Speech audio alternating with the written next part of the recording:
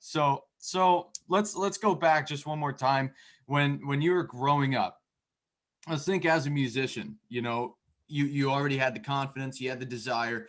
I mean, you had the total family norms of being a musician anyway. So I mean, this is like just just ready to go, right? And so what got you into the band? You met the guys, and what was the feeling like going to your first like performing your first concert? It probably you had the confidence. It wasn't anything astronomical, or do you recall? Well, when Grand Funk, when we put the band together and we started in 1969,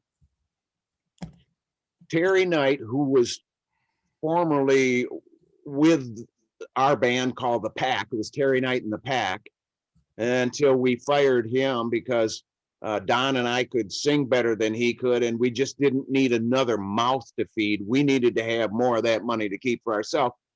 But anyways, Terry had moved to New York City, and Don kept in contact with him. And Brewer says to me, Terry's got this apartment in New York, and he's got a lot of connections in the music industry, and he wants to manage us. I said, dude, he's crooked as a pan of guts, dude. He's going to screw us. And he said, well, at least we'd be getting out of Flint, Michigan. And there's something he said there. I mean, it was like, I had to go, well, let's see what he's got to say. So he came in and he heard the band, and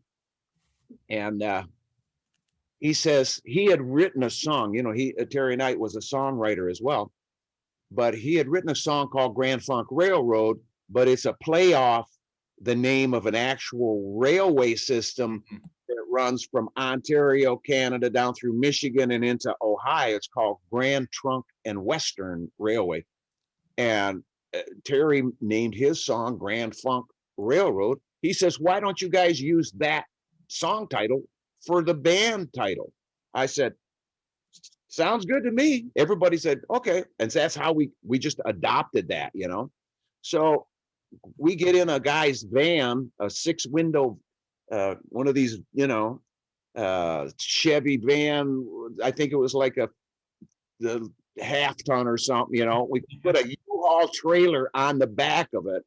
We've got equipment in the van. We've got equipment in the trailer. We got guys sleeping over the top of the equipment that's in the van.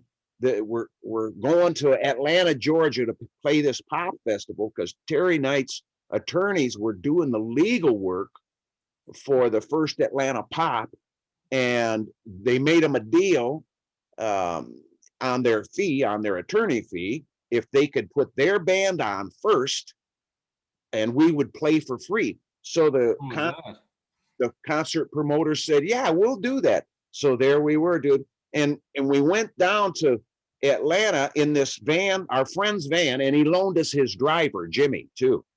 But Jimmy had driven all night. We're trying to make it to Atlanta, Georgia, because it's the next day's a concert. He drove all night.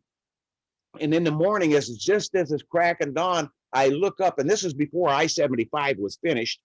And it's the sign, it was like a temporary sign. It says I-75 and an arrow to the right. And I'm over there riding shotgun, sleeping. And I set up and I look over at Jimmy. I said, Jimmy, I-75 is this way. And he turns going fast. And that U-Haul flipped over. And it went down through the ditch, dude. And all of our equipment was in there. Our amplifiers was in there. We end up having to take all the equipment out of the trailer. Then we push it back over onto the axles, load it back up, and we head down the side of the expressway. The wheel comes off that trailer and passes us, jumps over the oncoming traffic that was going north. And we thought, we lost the tire. Well, we went over there in this farmer's field and found that tire, that wheel, brought it back. We took a couple of lug nuts off the other side because it had stripped all these lug nuts off. We took 2 from the other side, put it on there, and we just kind of creeped down the edge of the expressway. And the next exit had a U-Haul trailer place sitting right there. We swapped the trailers, put all of our stuff in, and we saw all the damage that rolling that trailer did. And we said, we'll just have to deal with it when we get there. So it was pedal to the metal, hammer down. We make it into Atlanta. We pull in backstage. They get the stuff out, and wires are sticking out. The chassis have the transformers ripped from them, and these roadies are going, "Oh my God, how are we going to do this?" So other roadies back then, everybody was family, and it didn't matter what band you were a roadie for. If somebody needed help, you went over and helped them. And that's what happened. There was 20 guys on our stuff, and they were soldering connections. They were soldering wires back together. They were duct taping stuff, putting it up there on stage. And even though it was kind of crippled up, it sounded magnificent. Rest amplifiers. And until I had the advantage of, actually getting up on the stage, the only thing we could do is walk over and we look out in the cracks of the fence and see the first 10 or 15 rows of the audience. We could hear them, but we couldn't see them until we got up on stage. And dude, when I got to that top step and I looked out, and there's 185,000 people, it was an ocean of folks. 185,000 people. Try to retrospect that. Yeah. You can't, that is something special, man. Yeah, and our first show. This was legitimately your first gig on the road. Our first show. First show, wow. And we played the music from our first album. And we ended with Wilson Pickett's Land of a Thousand Dances. But we did it Pickett style. And I took my guitar off and I'm dancing around the stage. And I got this $50 paisley print see-through shirt on. $50 back then, dude, that was a lot of money. But I was, sweating so bad, it was hindering the way I was moving. So I just took that thing and I ripped it off, and the audience went, yeah! And I went, ooh, that worked. Attention to the stuff that works that you just stumble over. Every once in a while, it works for you. So they didn't want us to leave. Capitol Records was there. We got our contract with Capitol Records, but actually we were signed to Terry Knight, and he had the contract between Goodnight Productions and Capitol Records, and he signed the band to his Goodnight Productions, and told us that the 6% that we were getting was more than the Beatles made. And we're thinking, dang, man, we're getting more than the Beatles. But we didn't know that the contract was for 16%.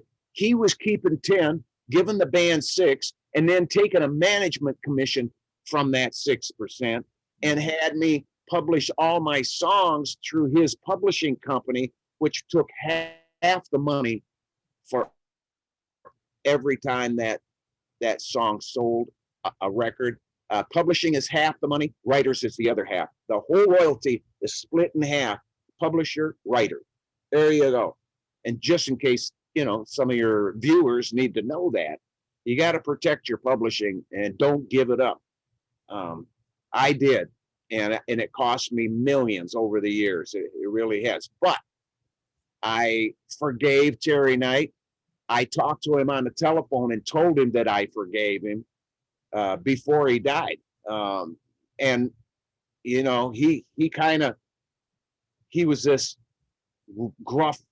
He was really kind of trying to come off like he was pissed off. But at the end of our conversation, he was happy that I forgave him.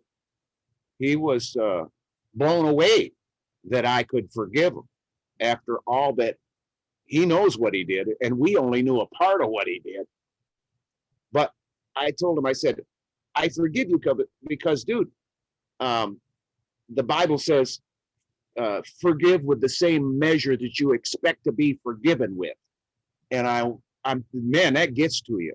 That if you just let those words dwell in your heart, you will soon be forgiving a lot of people, because that sets you free. So I set myself free by forgiving him and setting him free, calling him on the phone and letting him know in person. And that made a big difference in my life, and it made a big difference in the way I play music, because the more honest you can be, the more transparent you can be, the music will come through you like a piece of clear glass. There's no coloration, no distortion, no fog, no smoke, no mirrors, piercingly clear. Absolutely. And so,